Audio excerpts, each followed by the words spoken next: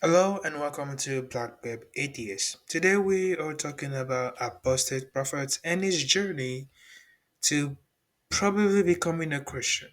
But not yet. It's not a Christian yet. I technically would hope not because I don't think it's any better than Islam, which is an ex-Muslim. For a longest time he's been an atheist. Now is thinking of maybe Christianity. And that's what we're gonna talk about today. He recently posted a video talking about going to church for the first time. He emphasized how there was a warm welcome, which, if anyone has ever gone to church, this is something you would definitely get for the few times becoming a member. And he emphasized nobody pressuring him, the warm feeling that he's feeling inside, the welcome smiles all around. Typical church stuff. It's typical church stuff from the perspective of someone that's been in church. And I guess the real turning point of his story, where he started feeling more agnostic than agnostic atheist, is when he went to Israel with David Wood. Now, instead of explaining this part, I would just play the video because it's simpler. A lot has changed over the last year, especially since I went to Israel with David. I don't know what If you don't know, David Wood has actually, I've done a few videos on him. I recently did a three-part video on his future of atheism. So David Wood is an apologetics, a Christian apologetics, and his channel is Apologetic Roadshow, and he also has another channel, I think mainly criticizing Islam. what it is, but going to Israel, especially standing before the wall, the Western Wall, that moment that we first went there and stood there, it did something in me. It changed me. Before I went to Israel, I was Sorry for pausing. I want him to tell his story, but pointed because I had to search this also up so I could clarify. The Western Wall is more of a religious thing for Jewish people, for Judaism, not Christianity. I was cold, atheistic. I think the moment I stood before that wall and pondered, something started moving inside me, and I lost that cold wall inside me. That wall broke that wall inside me, and I started moving toward just being agnostic and no longer making assertions about, I know there is no God, there is no God. And so many experiences, so many good experiences with religious people ever since, with Jewish religious people there, which I explained, and with other Christian religious people since then, have really have changed my mind on things, and I have more and more come toward a I have more and more come to a place where I no longer feel like I can just say I am an atheist. I know there is no God. And to be fair, I know that it might be possible to live as atheist for other people, but for me, to be very honest and very blunt, it wasn't a very pleasant ride. It wasn't a very pleasant experience. In fact, most of the time over the last 2 years or so, I felt this dreadful feeling of emptiness and hopelessness and nothing to look forward to and nothing to live for. And whenever it came creeping up, I was just terrified by it. I have replaced it with And a lot of this is something I can even resonate with. The feeling of, I guess, emptinessness and hopelessness. But I also know too much about Christianity to fall for the BS. I know too much about it to not understand that it's not gonna solve anything by believing in something, I don't know, that doesn't make sense. In this sense of hopelessness, has been a thing that I've been feeling even while I was a Christian, way before I even deconstruct. I just don't get it. with prayer. Yes, despite the fact that I only just went to church for the first time to practice, I have been practicing prayers for a month or two, and they started replacing the emptiness with something good and something better. I think, to be very, very honest, I know we're describing feelings here, but how is prayer replacing the feeling of hopelessness? Or does sending prayers into the darkness, sending prayer into the deep, sending it to the sky, sending it to God, somehow doing anything? Is anybody praying about, I don't know, the children starving to death everywhere? Is anybody praying about curing cancer? Is anybody praying about the fact that there's so much nonsense going on around the world? Why is it not getting better? And I understand that this is like a personal thing, that praying helps guide, is a meditative thing. But the point of prayer is to communicate with God. And if none of that is actually happening,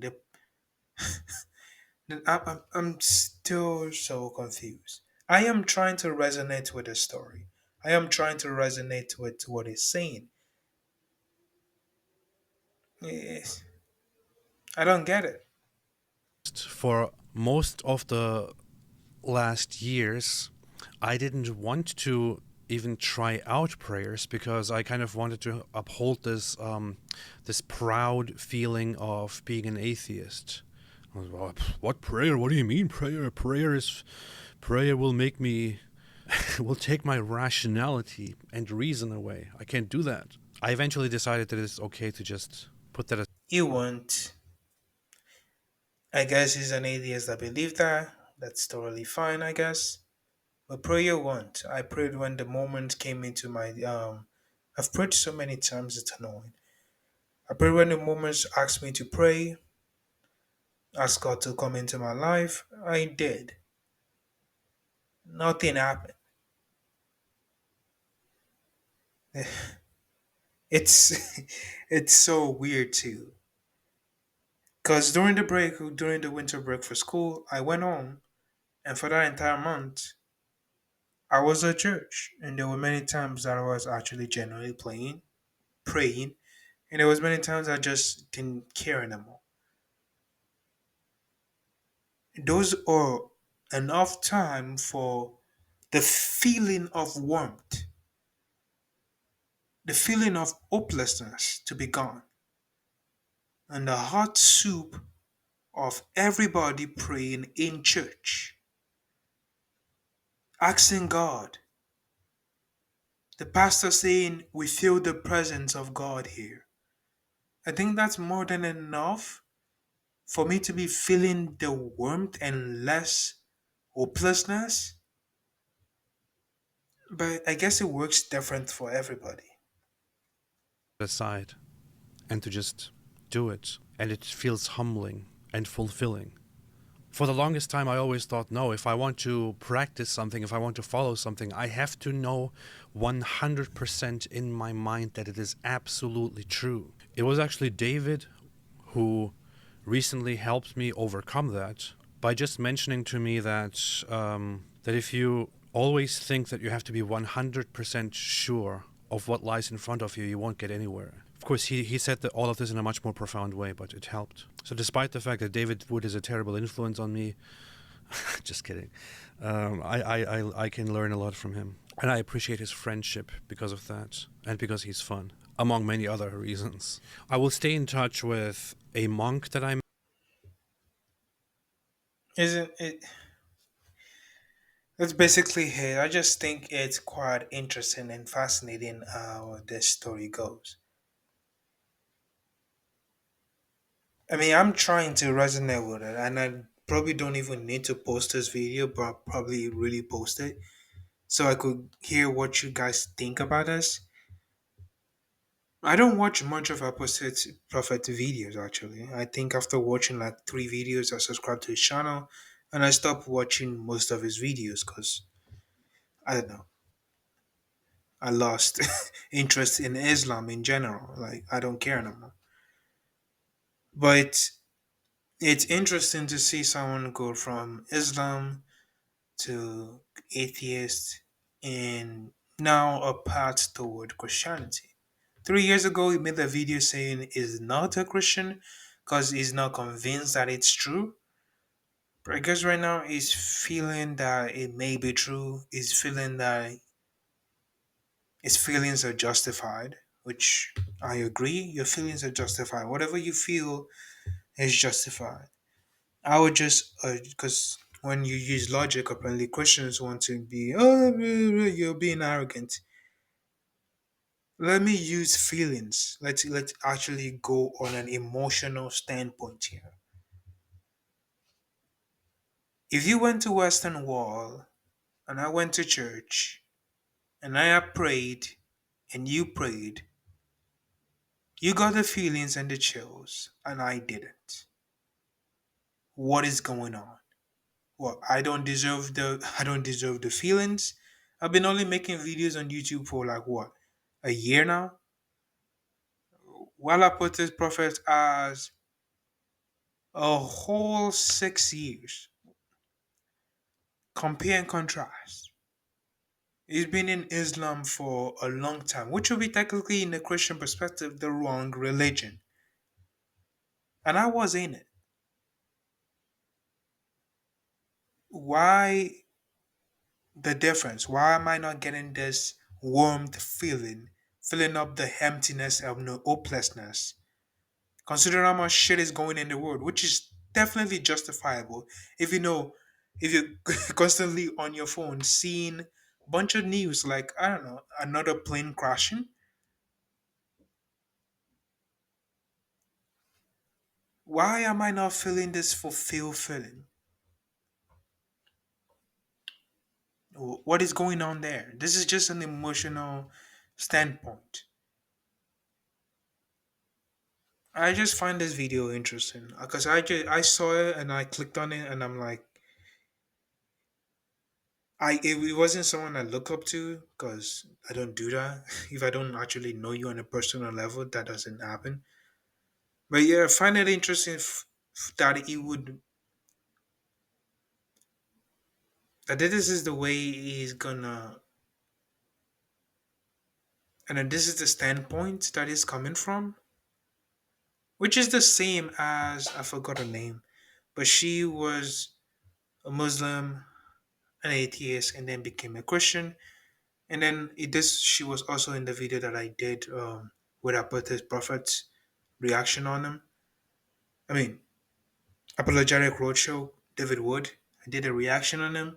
And Richard Dawkins was saying her entire thing that she was saying that she was depressed, she feels empty, and then she found Jesus was just a theological bullshit. Feelings are valid, but to what extent?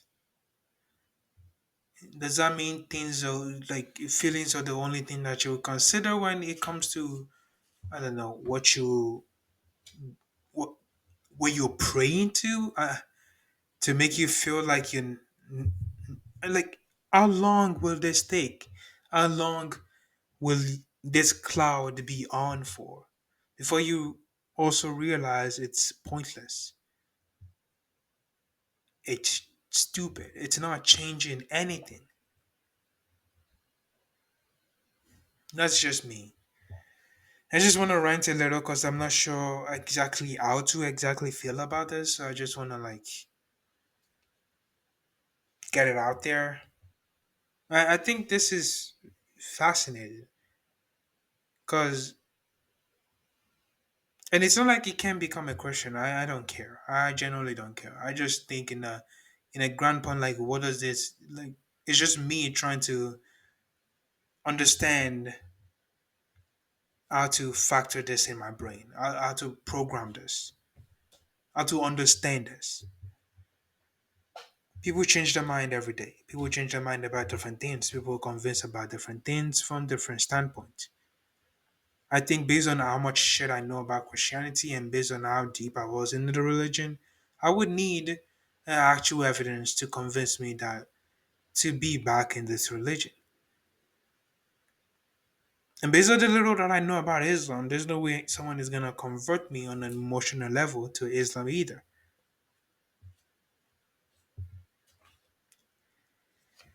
I just want to rant a little.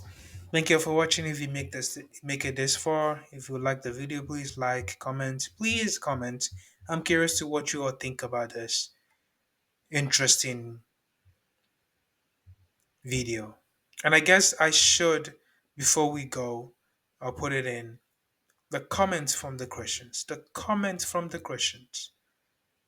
It's insane.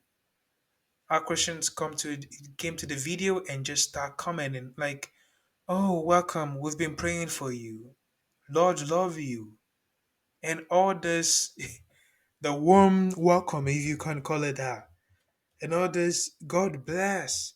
Yes, we knew you can do it. David Wood, deconstructing his friend, like all this nonsense. And it's like, are we all forgetting something?